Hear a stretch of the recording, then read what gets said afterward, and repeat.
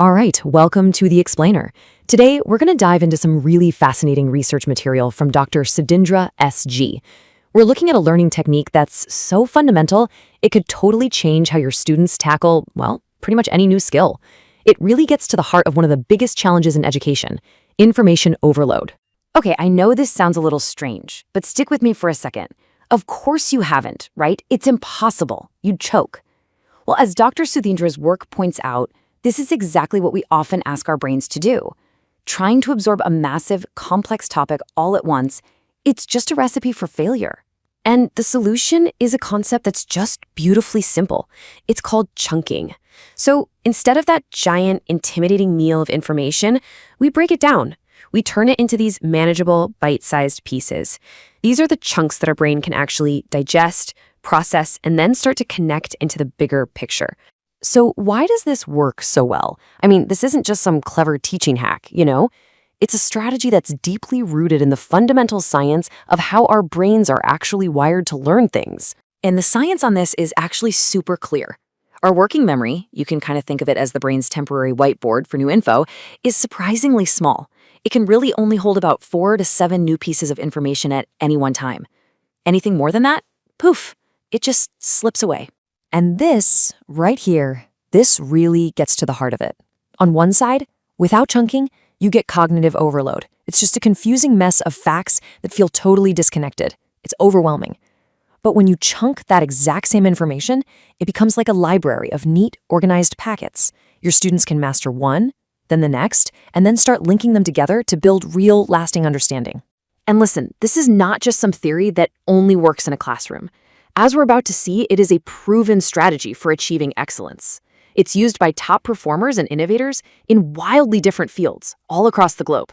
I mean, just look at a company like Apple. The iPhone, which completely changed the world, didn't just appear out of thin air. It was the culmination of decades of mastering one chunk of innovation at a time. First, they mastered personal computers. Then they mastered the graphical user interface. Then, portable music. The iPhone was that incredible moment where they integrated all those mastered chunks into one device. And what's so cool is that this principle is just everywhere.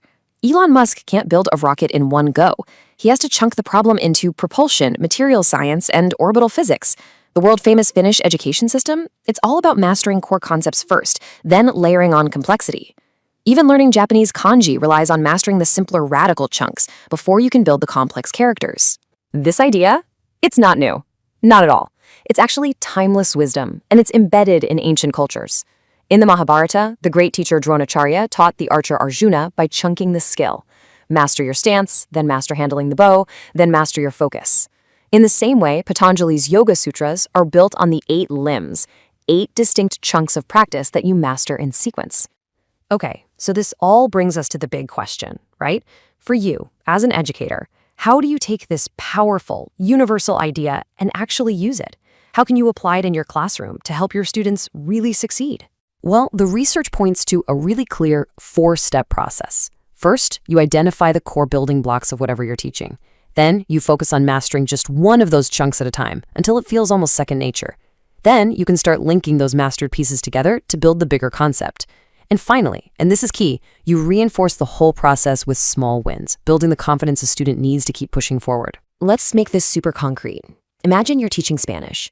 Instead of throwing a huge grammar book at your students, you chunk it. You start with an achievable win. Let's learn the 100 most common words. Great, now the 10 most common verbs, then basic sentence structures. By building skill on top of mastered skill, your students gain real momentum, and they can often start having basic conversations months faster. So when you do this, you're not just giving your students an easier way to pass a test. You're giving them a mental model for how to build greatness. It's the compound effect in action.